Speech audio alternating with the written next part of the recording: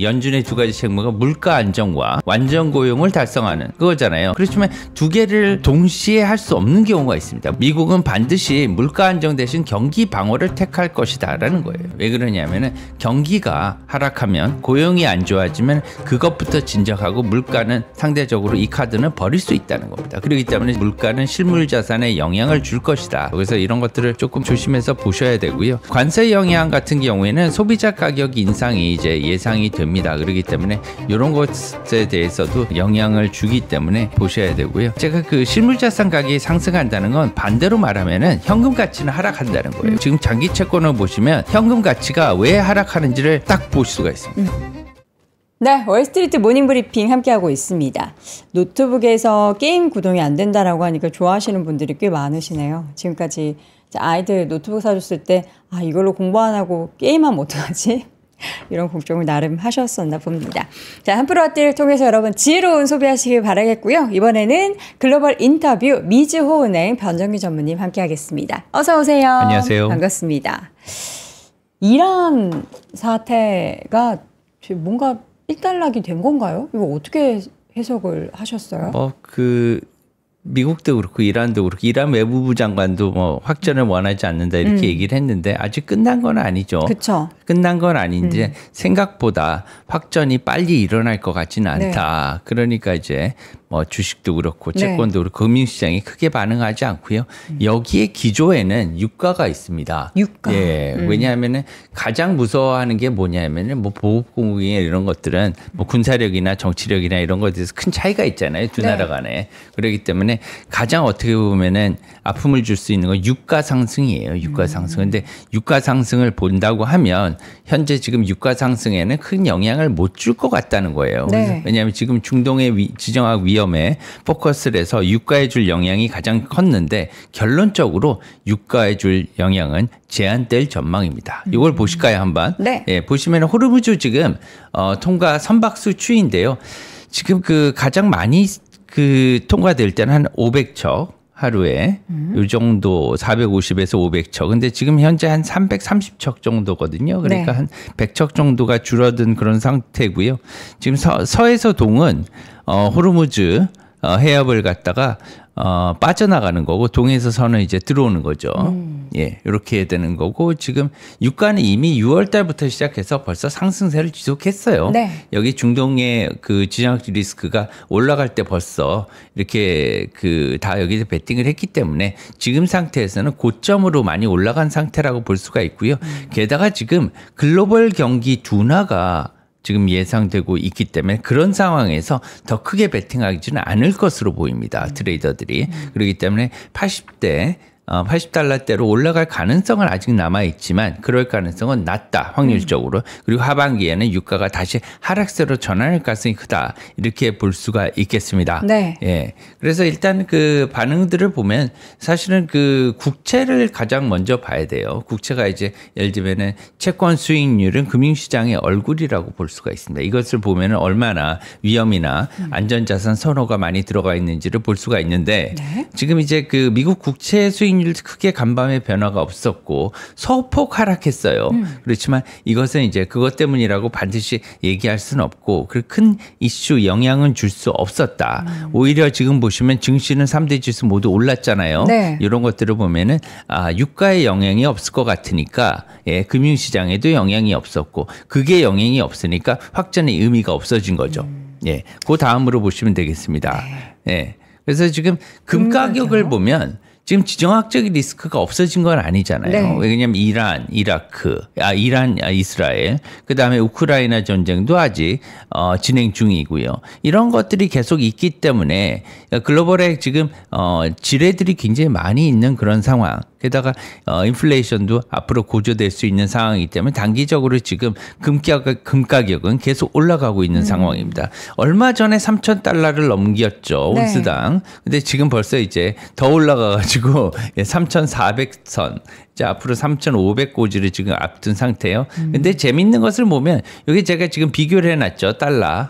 예, 달러 인덱스와 네네. 예, 달러 인덱스와 이 두 개를 비교하면 단기적으로 올해 들어가지고 가격이 반대로 가는 걸 볼 수가 있어요. 그러네요. 예, 금 가격과 달러 두 개 사실은 굉장히 대표적인 안전자산입니다. 금과 달러는. 그런데 같이 가지 않고 단기적으로는 반대 방향으로 가는 걸 실증적으로 지금 보여주고 있어요. 오른쪽에 제 책에서 보면은 지금 금과 달러 가격은 단기적으로 반대 방향을 써놨잖아요. 네. 저렇게 반대 방향으로 단기적으로 가지만 장기적으로는 이렇게 둘 다 올라가죠. 이건 물가 상승의 영향을 받기 때문에 장기적으로는 올라가지만 단기적으로는 방향이 반대라는 거예요. 그건 왜 그러냐면 두 개가 안전자산이긴 하지만 경쟁 관계이기 때문입니다. 그래서 두 개를 서로가 쌀 때는 금이 쌀 때는 달러를 사고 금이 비싸지면 예, 반대로 달러를 사는 이런 상황이 이루어지기 때문입니다. 그래서 이걸 갖다가 좀 알면 나중에 달러의 가격 변동을 알아야지 그래야지 주식이나 아니면은 채권의 가격 변동에도 연결이 될 수 있기 때문에 제가 이걸 말씀을 드리는 거예요. 네, 기본적으로 이런 구조를 여러분들이 파악을 해두시면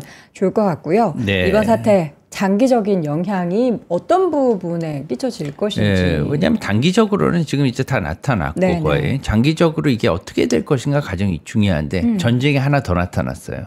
그건 뭐냐면 지금 7월달, 8월달, 9월달 하반기에 이제 FOMC가 계속해서 열리게 됩니다. 8월달에는 없고요. 그때는 이제 8월달에는 19일, 20일, 21일 잭슨홀 미팅이 예정이 되고 있는데 미국이 연준의 금리 인하 기조가 빨라질 거예요.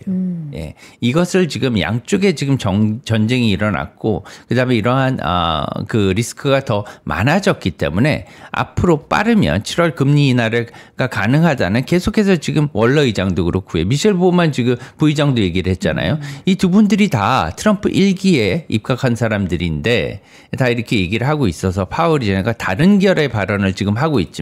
결과적으로는 지금 미국에 뭐 군비도 지금 많이 사용을 할 거잖아요. 군비도 많이 사용을 하고 이 뭐 어마어마한 돈이 들어갈 텐데 이런 것들을 외교적 비용이라든가 정치적 비용, 군사적 비용을 감당하기 위해서 현재 지금 미국의 부채 수준도 아주 높지 않습니까? 게다가 지금 금리도 높아서 이자 비용이 아주 많이 나가는 이것 때문에 지금 트럼프 대통령이 관세 정책 예, 게다가 환율에 대한 압박 이런 것들을 계속하고 있는데 결국은 미국의 기준금리를 내려야지 채권금리가 내려오고 이자 비용이 감소하기 때문에 지금 월러 이사도 그렇고 보우먼 부의장도 그렇고 그것을 갖다 지지할 수밖에 없는 거예요. 앞으로 상원 공화당까지도 앞으로 금리 인하를 압박할 수 있는 그런 상황에 이르를 것으로 보입니다. 네. 따라서 파월 의장이 싫어도 하반기에는 금리 인하를 조금은 공격적으로 해야 되는 그런 상황이 있고요. 제가 그래서 지금 그 일전에 계속해서 금리 인하가 하반기에는 좀 빨라질 거라고 얘기를 드렸듯이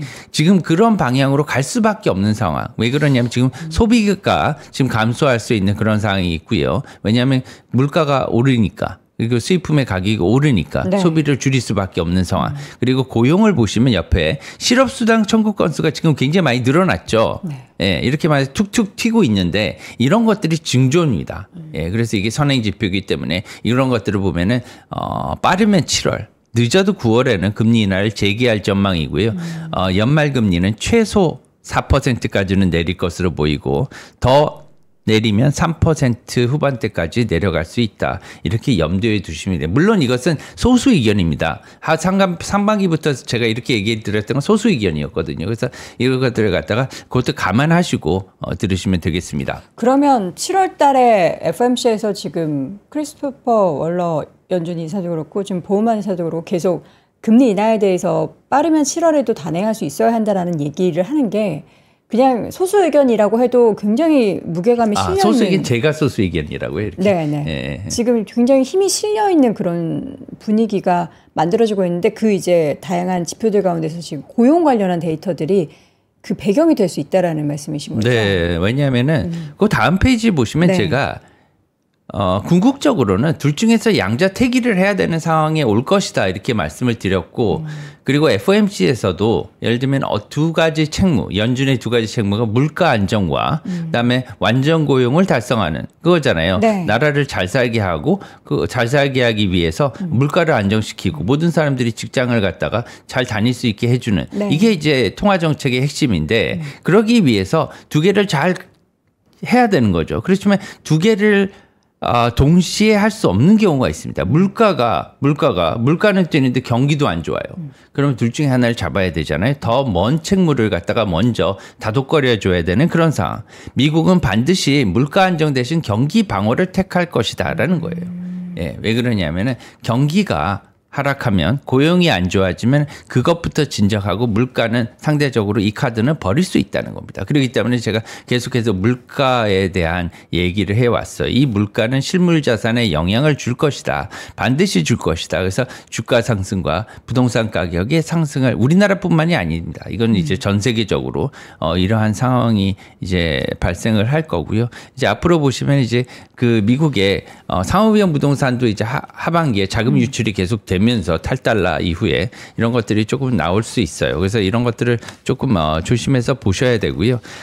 관세 영향 같은 경우에는 소비자 가격 인상이 이제 예상이 됩니다. 그렇기 때문에 이런 것에 대해서도 이제 영향을 주기 때문에 보셔야 되고요. 네. 아까 제가 그 실물자산 가격이 상승한다는 건 반대로 말하면은 현금 가치는 하락한다는 거예요. 그렇죠. 5번에 보시면 이게 중요합니다. 네. 이 장기 채권을 보시면 돼요. 지금 장기 채권을 보시면 현금 가치가 왜 하락하는지를 딱 볼 수가 있습니다. 세 개 다 보여드릴게요. 차트 보시죠. 예, 미국 국채 30년, 일본 국채 30년, 한국 국채 30년. 예, 제가 아까 채권 수익률은 금융시장의 얼굴 변화라고 그랬잖아요. 네. 예, 보시면 어떻습니까? 다 지금 같은 얼굴을 하고 있습니다. 그쵸. 예, 상승. 예, 이것은 뭐냐면 인플레이션 상승과 장기 화 우려 때문에 인플레이션이 단기적으로 그냥 가만히 있어도 그냥 괜찮고 뭐 상승을 해도 조금 상승해도 되는데 높게 상승하고 오래 갈 것이다. 이러한 우려 때문에 세 나라 국채가 다 이렇게 가고 있고요. 공급에 비해서 채권들의 투자 수요가 지금 못 따라와 주고 있는 것도 한 몫을 하고 있는 거예요. 왜 그러냐면 지금 부채가 계속 늘어나기 때문에 미국도 부채 문제 때문에 지금 큰 골머리잖아요. 일본도 지금 세계 1위입니다. 재정부채 비율이. 그래서 이런 것들 때문에 부채 증가 때문에 더 많이 찍어내야 되고 그렇기 때문에 수요가 못 따라주고 있는 상황. 한국 같은 경우에도 최근 추경은 필요해요. 저도 이제 공감을 하거든요. 통화정책만으로는 지금 어렵다. 하지만 쓰고 난 다음에는 거기에 대한 대가가 있어요. 왜냐하면 가게에서도 쓰고 난 다음에 다른 데 못 쓰잖아요. 그렇죠. 그리고 나중에 이걸 갚아야 되는 문제. 언젠가 누구는 갚아야 되는 문제거든요. 그래서 쓰는 게 필요하지만 공짜 점심은 없다는 거예요. 그래서 보시면 우리나라도 이렇게 올라가고 있는 상황, 재원을 마련하는 게 중요하다 이렇게 말씀을 드립니다. 네. 예. 그래서 증시죠.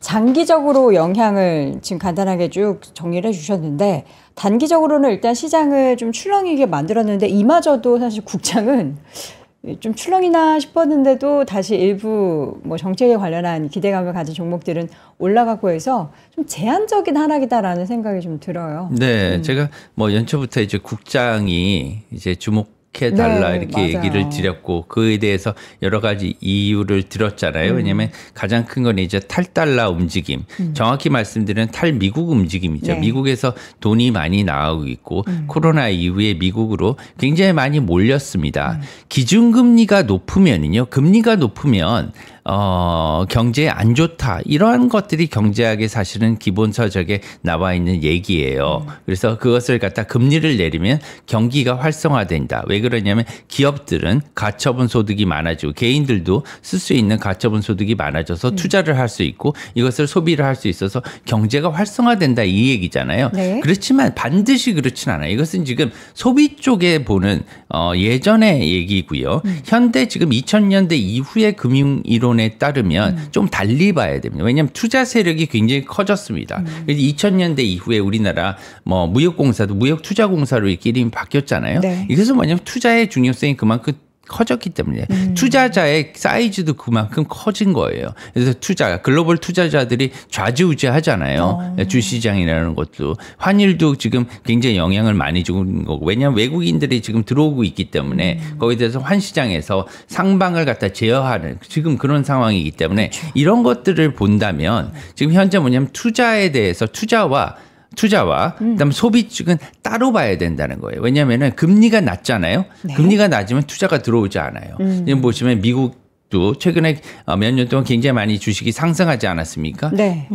미국 기준금리가 굉장히 높았을 때예요. 4%, 5%. 그러니까요. 그죠. 그리고 반대로 보시면 일본 같은 경우에는 마이너스 금리 했을 때 주식이 정말 기어다녔거든요. 그렇잖아요. 예. 최근에 보시면 기준금리를 갖다 우리나라가 조금 못 내릴 것 같으니까 미국과의 기준금리 격차가 줄어들 것 같으니까 오히려 외국인들이 더 들어오는 겁니다. 이런 투자는 뭐냐면 증시에 반드시 중요하다. 그렇기 때문에 투자는 그 기준금리를 낮춘다고 해서 경기가 반드시 투자로 인해서 좋아지지는 않는다는 겁니다. 소비로 인해서 좋아질 수 있지. 그게 어느 정도의 영향을 줄지는 상계를 해서 잘 봐야 된다는 거예요.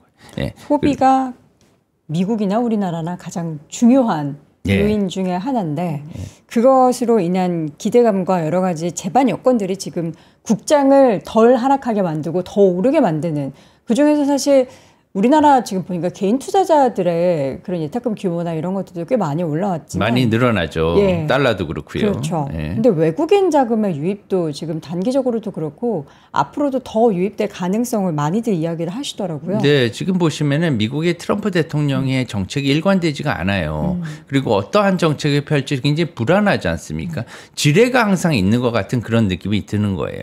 안전자산에 투자하는 것도 중요하지만 그 다음에 안전한 그 정치적인 입장에서 그러한 모멘텀 하에서 어느 정도의 절대적인 수익을 추구하는 것이 투자자의 글로벌 투자자의 기본입니다. 이것을 위해서는 정치적인 안정이나 이런 예측 가능성들이 있어야 되는데 지금 미국의 예측 가능성이 상당히 지금 떨어지고 있는 상태이기 때문에 네. 어느 정도는 돈이 빠져나갈 수밖에 없다는 거예요. 글로벌 투자 자금이 들어왔던 것이. 근데 미국의 사이즈는 굉장히 크잖아요. 투자 사이즈가. 그렇기 때문에 코로나 이후에 들어갔던 그 추가된 유입 금액들 중에 일부만 빠져나가도 그중에 일부만 한국으로 들어와도 굉장히 큰 거거든요. 이런 것들이 지금 일어나고 있다. 그래서 지금 현재 한국 증시가 하반기에 모멘텀을 탈 수 있는 건 첫 번째는 정치적인 안정이에요. 우리나라가 뭐 예를 들면은 정부가 새로 바뀌었잖아요. 이전까지는 한 6개월 동안 정부가 없었기 때문에 지금 새로 들어온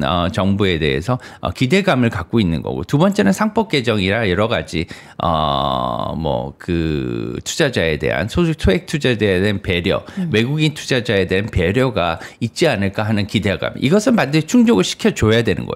그리고 난 다음에 대통령도 지금 증시에 관심을 갖고 있고 이런 정치적인 안정된 기반 하에서 가장 중요한 건 두 가지가 지금 있습니다. 네. 환율 하락이 지금 일어나고 있어요. 외국인들이 들어와서. 네. 예, 그래서 그리고 세 번째는 뭐냐면은 돈이 있는데 성장이 이루어지거든요. 그래서 미국도 마찬가지고 일본도 마찬가지고 워렌 버핏이 시작됐고 이런 것들이 다 일본도 증시 상승을 이끌었고요. 그렇죠. 우리나라도 지금 시장에 예를 들어 WTI라든가 아니면 환율 하락으로 인해서 지금 저평가된 코스피에 들어간다든가 이러한 지금 외국인들의 모멘텀이 일어나기 때문에 돈이 들어오기 때문에 앞으로 오른다는 거. 그래서 제가 3,500 간다고 이렇게 하반기까지 얘기는 제가 그 지수는 큰 의미가 없습니다. 그 말은 뭐냐 연말까지 내년 초반까지 이러한 상승세는 지속될 것이라는 거예요. 예.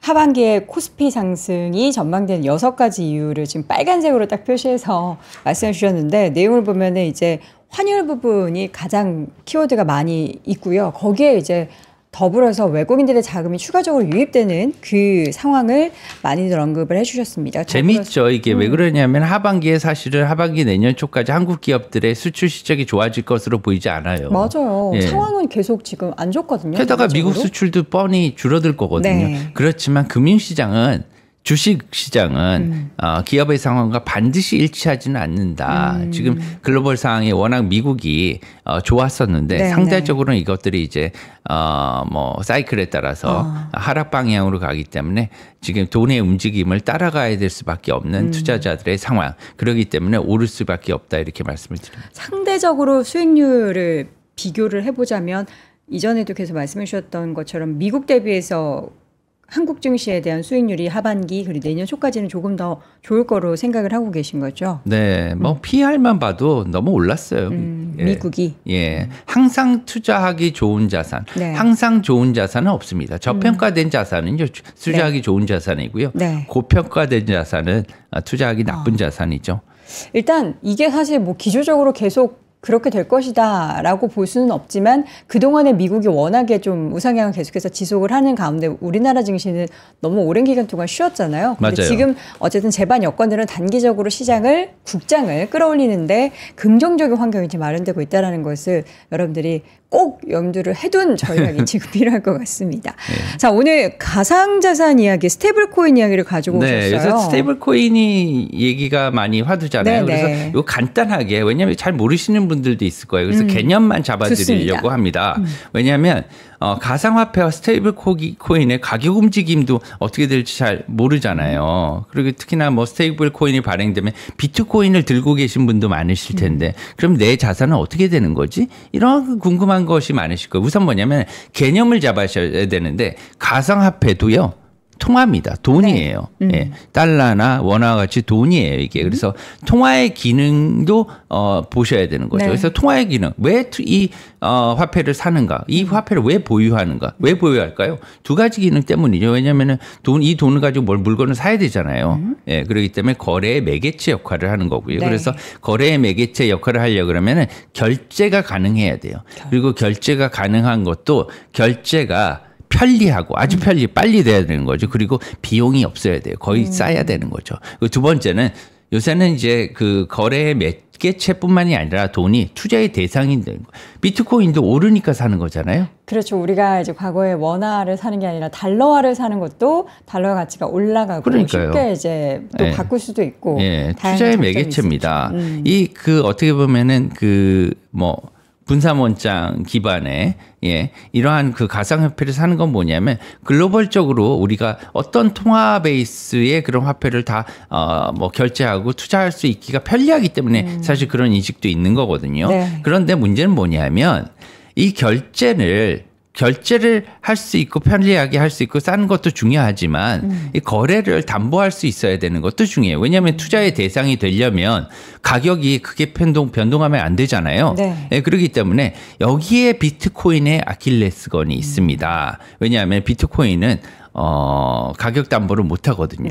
이것을 보호하는 게 바로 스테이블 코인이죠. 보시면은 제가 여기다가 표를 하나 만들어 놨어요. 여기 보시면은 이렇게 그 밑에 보시면은 이렇게 그 가격 담보가 없는 것이 비트코인이 가상화폐 디지털 커런시 전체에 대해서 가격 담보가 있는 것이 스테이블 코인. 그리고 가격 담보가 필요 없는 것이 법정 화폐인 CBDC입니다. 이렇게 세 가지로 이해하시면 되고요.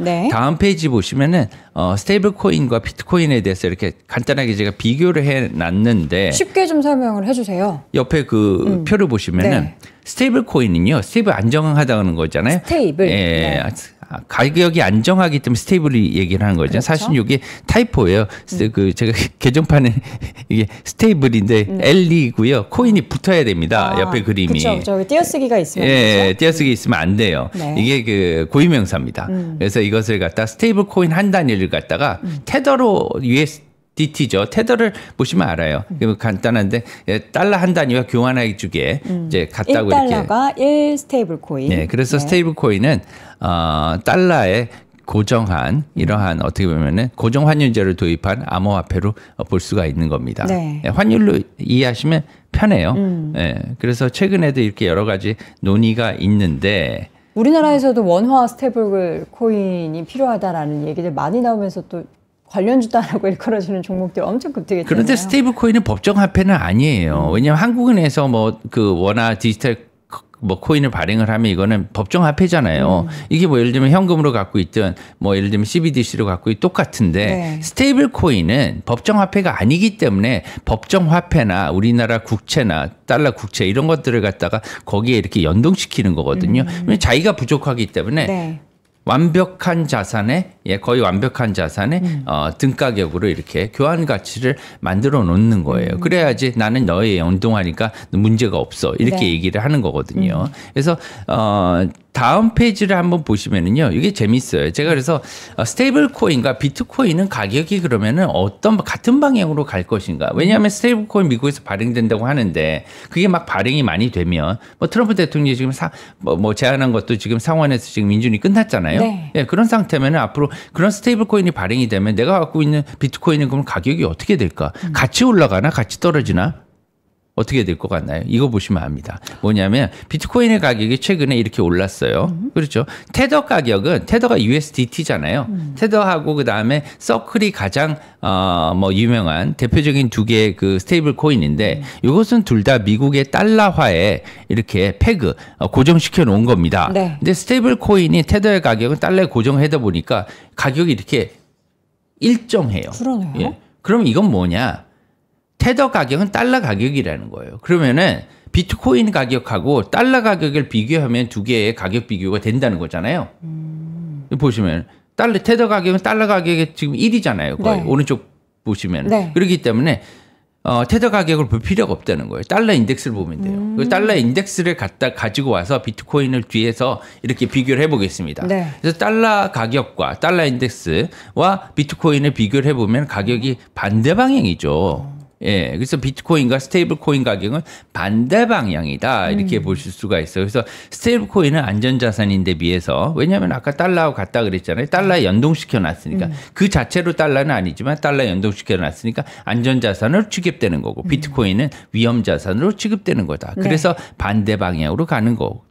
그래서 향후에 이게 우리한테 시사해주는 점은 뭐냐면 미국 정부가 스테이블 코인을 발행하면 비트코인은 상대적으로 하락할 수 있다는 거예요. 예. 그래서 결론을 보시면 지금 뭐 비트코인과 스테이블 코인의 관계 제가 여기 이렇게 서머리를 해놨습니다. 네. 예. 스테이블 코인은 안전자산 취급을 현재 시장에서 받고 있고 왜냐하면은 당연하죠. 달러에 연동을 폐기로 해놨는데 네. 교환 가치를. 예. 그렇기 때문에 비트코인은 현재는 위험자산 취급을 받고 있어서 가격은 단기간 반대 방향으로 가는 것이 일반적이라는 거예요. 항상 그렇다는 게 일반적으로 그렇다.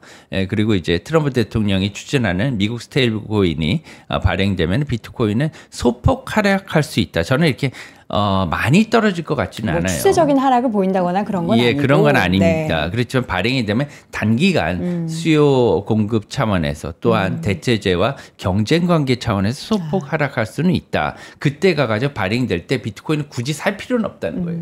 예, 왜냐하면 조금 떨어졌을 때 사면 된다. 만약에 사고 싶으신 분들은 이렇고 일단 저는 여기에 대해서 조금 얘기를 하고 싶어요. 스테이블 코인을 우리나라도 발행을 이제 앞으로 할 가능성이 있는 데요. 원화 베이스로요? 네, 원화 베이스. 지금 뭐 이창립 총재나 아니면 정치권에서 논의가 되고 있는데 제가 뭐 여기에 대해서 얘기할 건 아니지만 네. 이것도 지금 통화고요. 외환이나 아니면 여러 가지 유동성, 통화 정책의 영향을 굉장히 많이 줄 거예요. 네. 새로운 통화가 발행이 되고 생겨나는 거 아닙니까? 돈도 그만큼 많이 발행이 되는 거예요. 네. 미국에서 스테이블 코인을 얼마나 발행할지 모르겠지만 트럼프가 제안한 이런 스테이블 코인 얼마나 발행될지 모르겠지만 그만큼 화폐의 유동량이 증가하는 겁니다. 그럼 물가가 오르는 거예요. 네. 돈이 많이 풀리는 거라고 보시면 돼요. 그런데 왜 트럼프 대통령이 이것을 발행을 하려고 그러냐면 아까 보셨잖아요. 보셨으면은 그 달러가요. 스테이블 코인의 수익 모델을 보셔야 돼요. 왜 그러냐면 수익 모델이 이 달러를 받는 거잖아요. 왜냐면 발행자는 돈을 받아요. 네. 그렇죠. 미국 사람들 같은 경우는 투자하고 달러를 갖다가 주겠죠. 그러면 스테이블코인 발행자는 달러 예금을 받아요. 그리고 예금하면 이자가 나오잖아요. 아니면 예금보다는 보통 이제 그 국채를 삽니다. 달러 국채. 달러 국채를 사면 거기서 발행자는 이자 수익을 먹어요. 네. 그렇기 때문에 그것을 수익 모델로 하는데 그렇기 때문에 스테이블 코인을 발행하면 국채 수요가 늘어납니다. 요새 가뜩이나 달러 국채 수익 지금 많이 줄어들었잖아요. 네. 그래서 그 달러 국채 이자가 굉장히 높아지고 있는데 장기채 이런 것들을 갖다가 해소할 수 있는 방안이 스테이블 코인이 한 가지 방안이라는 거예요. 그래서 지금 그것을 많이 투자를 하고 있는데 우리나라가 이것을 발행할 때는 여러 가지 면을 갖다 고려해야 된다고 저는 생각해요. 왜 그러냐면 우려가 많아요. 사실은 저는 이제 CBDC를 먼저 발행해야 된다고 하는 그런 주장이거든요. 우리나라 법정화폐인 디지털 코인을 먼저 발행해야 되는 게 뭐냐면 첫 번째는 뭐냐면 시장 유동성에 영향을 줄 거예요. 이게. 그렇기 때문에 한국은행의 통화 정책에 영향을 반드시 주게 됩니다. 두 번째는 뭐냐 우리나라 국채금리에 영향을 주게 돼요. 그래서 우리나라 국채금리의 변동성이 굉장히 커질 수가 있거든요. 이런 것들. 그리고 세 번째는 뭐냐면 지불 준비금을 갖다 은행들한테 저희가